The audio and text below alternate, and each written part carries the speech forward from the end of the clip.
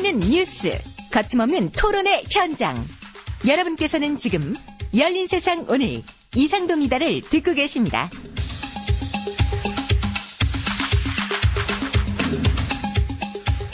네, 청와대가 권재진 법무부 장관 내정자와 한상대 검찰총장 내정자에 대한 인사청문회 요청서를 오늘 국회에 제출합니다. 제1야당인 민주당은 무원칙한 인사라면서 반대 의견을 피력하고 있어서 청문회 통과가 쉽지 않아 보입니다. 박영선 정책위 의장 연결해서 이에 대한 이야기 나눠보도록 하겠습니다. 박영선 의원님 안녕하십니까? 네, 안녕하세요. 예, 청와대가 오늘 이제 청문회 요청서를 국회에 제출할 예정이라고 하거든요. 네. 권재진 법무부 장관과 한상대 검찰총장 내정자에 대한 인사청문회 어떻게 좀 준비를 하고 계신가요?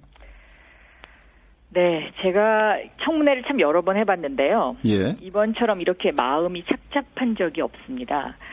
크게 세 가지 이유에서 그렇습니다. 첫째는 우리나라 역사상 이 민정수석이 법무부 장관에 내정된 사례가 없기 때문에 이런 민주주의의 역사를 되돌리는 이런 현장에서 청문회를 한다는 그 심정이 매우 착잡하고요. 예. 두 번째는 이 정부 시작부터 지금까지 TK와 고대에 대한 이 한풀이 인사가 끊임없이 계속되고 있다는 것.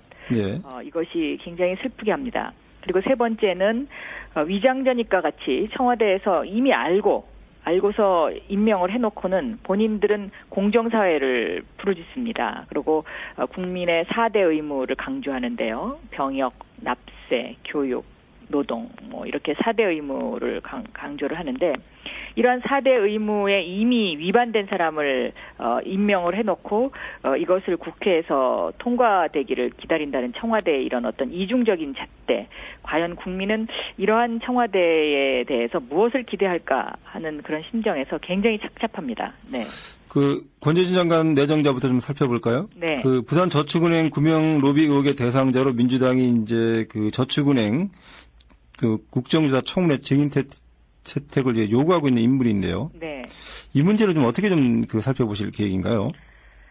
이 저축은행 사태는 저는 이 정권의 이제 태풍의 눈이라고 저희 민주당에서는 이제 그렇게 보고 있습니다. 왜냐하면 2008년 5월부터 이미 저축은행 부실이 예고가 됐었는데 그것을 3년간 은폐를 해왔었거든요.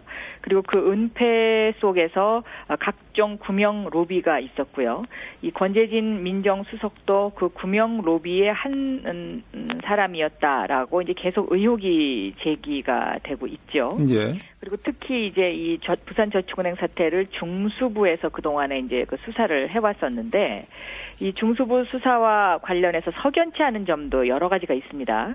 왜냐하면 국회가 중수부를 폐지하려고 하니까 이 부산저축은행 사태를 들어서 웬 중수부 폐지냐고 해갖고 검찰이 강하게 반발을 했어요. 예. 근데 이 강하게 반발을 한 중심에 바로 권재진 민정수석이 있었습니다.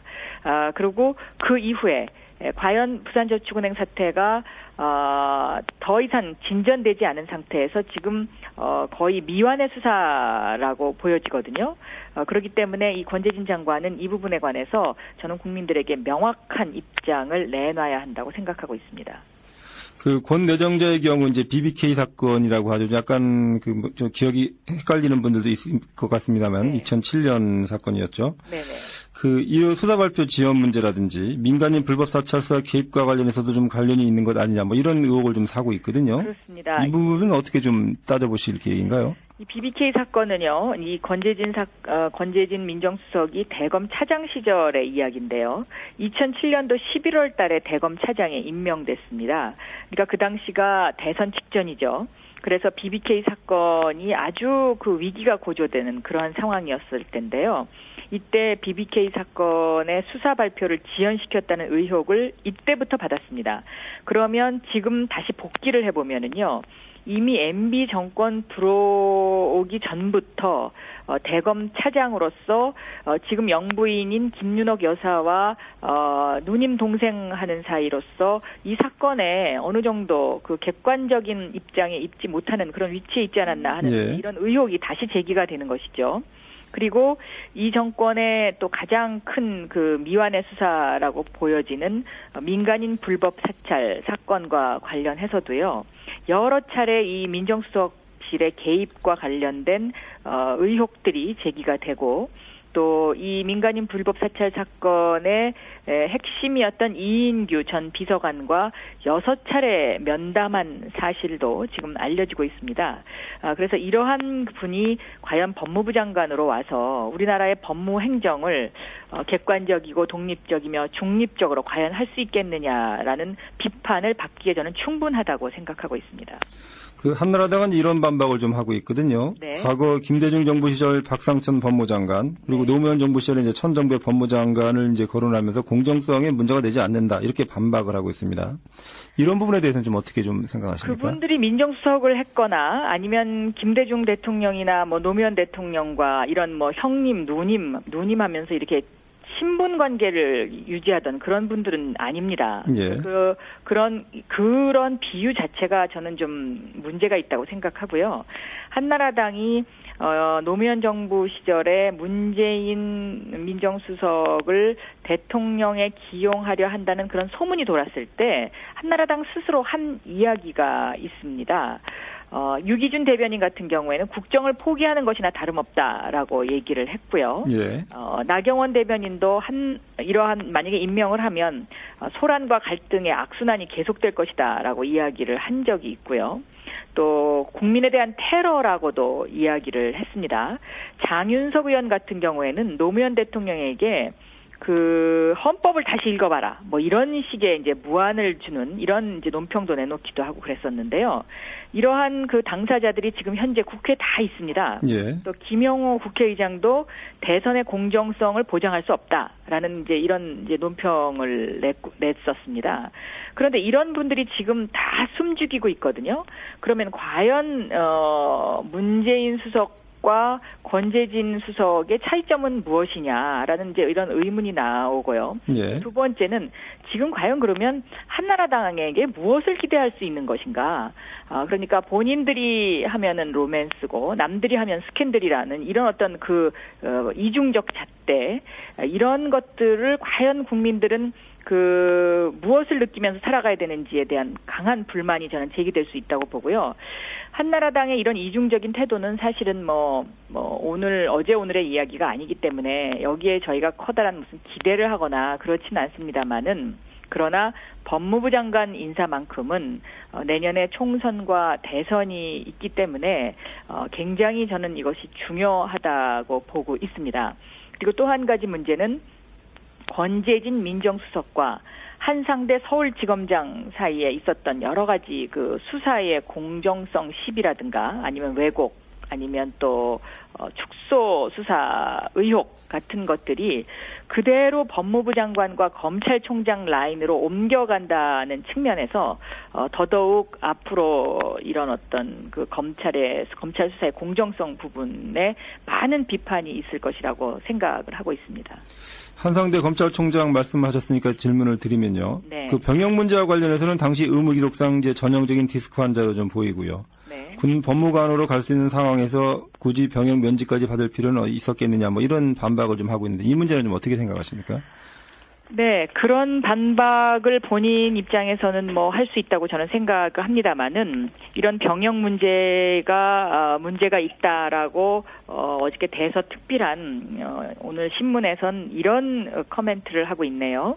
1980년 징병신체검사에서 아무런 신체 문제가 없어서 현역 판정을 받은 사람이 1년 3개월 만에 디스크 수술을 받은 사실과 허리 통증이 서서히 단계적으로 악화됐다는 해명 사이에도 모순이 발생한다라고 이제 그렇게 오늘 지적을 했습니다. 아무튼 이 병역 문제는요, 이 MB 정부의 그 가장 그 약한 아킬레스건이기도 합니다. 왜냐하면 그렇죠. 워낙 면제들이 많아서. 네, 예. 대통령부터 뭐 국무총리, 국정원장, 뭐 검찰총장, 내정자에 이르기까지 그 어느 누구도 군대를 갔다 온 사람이 없습니다. 그런데 청와대에서는 국민의 4대 의무를 강조하고 있거든요. 예. 그리고 또 공정성 이야기를 합니다. 굉장히 아이러니한 현상이죠. 그러니까 본인들은 하나도 지키지 않으면서 국민들에게만 강요하는 이러한 현상. 이것이 과연 대한민국의 미래를 짊어질 수 있는 그런 부분인지 다시 한번 묻지 않을 수 없습니다. 그래도 가장 크게 문제가 되는 것은 위장 전입 부분이 아니겠습니까? 네. 내정자가 이런저런 그 해명을 하긴 했습니다만은 어떻게 보십니까, 이 문제는? 이 위장 전입 부분도요. 청와대가 알고 임명을 했거든요. 참 이 부분에 있어서 저는 정말 참 가슴이 답답하게 생각합니다. 그러니까 지금 G20 국가라고 해서 선진사회로 가야 되는 그런 길목에 있는데요. 더군다나 이렇게 법을 집행하는 집행기관의 장입니다. 검찰총장이면은요. 예. 그런데 이미 법을 위반한 사실이 2번이나 있습니다. 이러한 경우에 과연 국민들에게 당신들 법 지키라라고 이야기를 할 수 있는 그런 권한이 주어질 것인가에 대한 부분하고요. 이 MB 정부의 도덕적 불감증 이것이 참 모든 그 미래를 암울하게 하는 부분이라고 생각을 합니다. 또 위장 전입과 관련해서 이 검찰총장 그 내정자가 딸이 친구와 함께 같은 학교에 다니기 위해서 위장 전입을 했다고 이렇게 이제 해명을 했습니다. 예. 친구 따라서 강남 가겠다 이제 이런 이제 논리로 해명을 했는데요. 과연 이러한 그 해명을 우리 국민들 중에 몇 사람이나 진실이라고 받아들일 수 있는지 이것도 한번 짚어봐야 될 대목이라고 저는 생각하고 있습니다. 그 서울시 무상급식 관련된 질문 한두 가지 드리겠습니다. 네네. 그 한나라당이 이제 중앙당 차원에서 본격적으로 이 문제를 논의를 하고 있거든요. 네. 한나라당이 그동안 이제 서울시당에서 좀 알아서 하라 뭐 이런 쪽의 입장이었다. 이제 결국 이제 그 태도가 바뀐 것인데 민주당은 앞으로 좀 어떻게 이 문제를 좀 대응해 나가실 계획인가요? 저는 이 문제에 관해서는 일단 오세훈 시장의 어떤 그 시각과 철학에 참 문제가 있다고 생각합니다. 왜냐하면 아이들 밥그릇을 빼앗는 일이거든요. 그리고 지금 방학을 맞아서 약 43만 명의 아이들이 점심을 굶고 있는 이제 그런 상황입니다. 그런데 이 무상급식과 관련된 투표를 하기 위해서는 180여 원이 들어갑니다. 예. 이 돈 있으면 저는 아이들 밥 먹여야 된다고 생각합니다. 굶주리는 아이들을 밥을 먹여서 대한민국의 미래가 될 수 있는 아이들에게 그래도 저희가 미래에 대한 투자를 하는 것이 옳지 이거 밥을 줄 거냐 말 거냐의 시시비비를 가리기 위해서 180여억 원을 쓰는 서울시장 과연 인본주의 차원에서 저는 참 이것은 마땅치 않은 일이다라고 생각을 하고 있습니다. 네. 그 오세훈 시장이 과거와 조금 다른 뉘앙스가 있는 부분이 이제 서울시장직과 연계하지 않겠다 이런 내용들이거든요. 저는 그것도 떳떳지 못한 행동이라고 생각을 합니다. 왜냐하면 180여 원의 그러니까 서울 시민들의 세금을 써가면서 무리하게 투표를 하겠다고 주장을 하면 본인의 서울시장직을 걸고 해야 되는 일이라고 저는 생각합니다. 그런데 그거하고 상관없이 서울시장직은 연계하지 않겠다? 이것은 장난하는 것도 아니고요. 더군다나 180여 원이 이 180여억 원이라는 세금을 써가면서 무상급식 주민투표를 이렇게 쉽게 생각한다는 사고방식 자체가 저는 굉장히 문제가 있다고 생각하고 있습니다. 그 경우에 따라서는 이런 얘기도 할 수 있거든요. 무상급식 관련 주민투표를 하면 네. 그 책임을 좀 물어서 오세훈 서울시장에 대한 주민 소환 부분도 검토할 수 있는 것 아니냐 뭐 이런 얘기도 할 수 있거든요. 저는 서울 시민의 입장에서는 충분히 그렇게 할 수 있다고 생각을 하고요. 더군다나 이 무상급식 문제를 가지고 설문지도 지금 이런저런 논란이 있습니다. 무슨 단계적 실신이 전면적 실신이 하면서 이렇게 그 정략적으로 접근한다는 것 자체가 저는 아이들의 밥 먹이는 문제만큼은 이렇게 해서는 안 된다고 생각하고 더군다나 이것이 대선 행보를 위한 것이라면 더더욱 문제가 있다. 왜냐하면 아이들 밥그릇까지 빼앗으면서 대통령이 되겠다고 꿈을 꾸는 사람 그런 사람에게 국민들이 과연 표를 줄 수 있을 것인가 저는 그런 반론을 제기하고 싶습니다. 그 박영선 의원님 그 친정이죠. 네. 그 MBC 문제인데요. 예. 예. 그 지금 출연 금지 문제 이 문제가 지금 그 사회적 논란이 좀 되고 있거든요. 네. 이 문제는 좀 어떻게 좀 보고 계신가요? 저도 이거 참 가슴이 답답한데요. 일단 고정 출연 제한 규정을 MBC가 이런 것을 한다는 거에 대해서는 저는 헌법에 보장된 표현의 자유를 침해하고 있다고 생각을 하고요. 그리고 MB 정권 들어서 왜 이렇게 방송이나 언론을 가지고 국민들의 어떤 이런 자유를 침해하는 행동이 지속적으로 되는지 이런 부분이 참 안타깝습니다. 그러나 이제 이 정권이 그렇게 길게 남지 않았기 때문에 단지 희망이 있다면 이 정권이 끝난 후에 다음 정권은 정말 언론의 독립성과 객관성을 보장해주는 그러한 대통령이 집권했으면 좋겠다는 강한 바람을 갖고 있습니다. 어떻습니까? 박영선 의원께서 MBC 재직하실 때와 지금 현재 MBC의 그 분위기가 좀 어느 정도나 좀 다른 것 같습니까? 들리는 말에 의하면 굉장히 많이 다른 것으로 제가 느끼고 있고요. 저도 제 친정이 잘 돼야 저도 마음이 편하기 때문에 친정이 정말 잘 될 수 있기를 항상 마음속으로 기원을 하고 있습니다마는 그렇지 못한 이야기가 들릴 때마다 굉장히 가슴 아파하고 있습니다. 한상대 검찰총장 부분 중에서 아까 빠진 부분이 있어서요. 다시 한번 질문을 드리면요. 네. 한상대 내정자가 서울중앙지검장으로 재직하면서 한상열 전 국세청장 비리 의혹이나 에리카 김 사건에 대해서 이제 처리한 것도 좀 논란이 되고 있는 부분이 있거든요. 네. 이 문제에 대해서는 좀 어떻게 좀 다루실 계획인가요? 일단은 이 한상률 전 국세청장 비리 의혹 문제나 에리카 김 사건에 대해서는 국민들의 상당수가 저는 이 사건이 제대로 수사가 되지 않았다고 생각하고 있을 것이라고 생각을 하고 있습니다.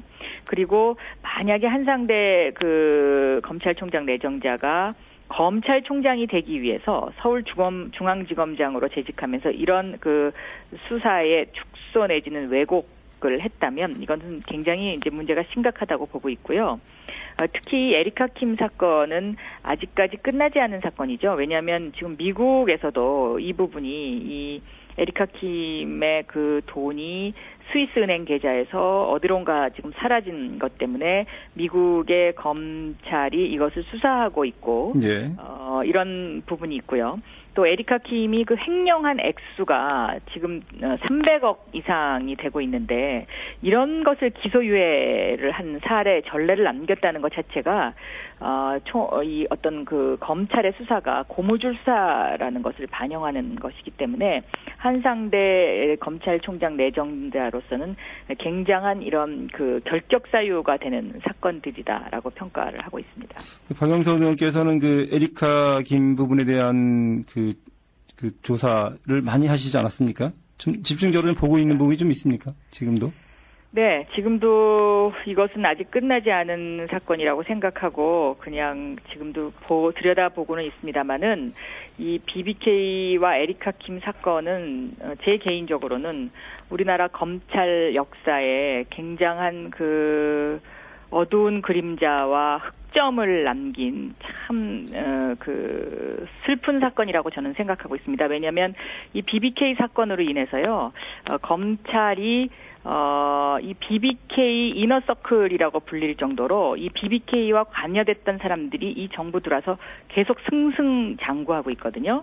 그거 하나만 보더라도 이 BBK 사건 수사가 어느 정도 왜곡되지 않았나라는 의혹을 제기할 수 있다고 저는 생각합니다. 네, 박영선 의원님 오늘 긴 시간 말씀 고맙습니다. 네, 감사합니다.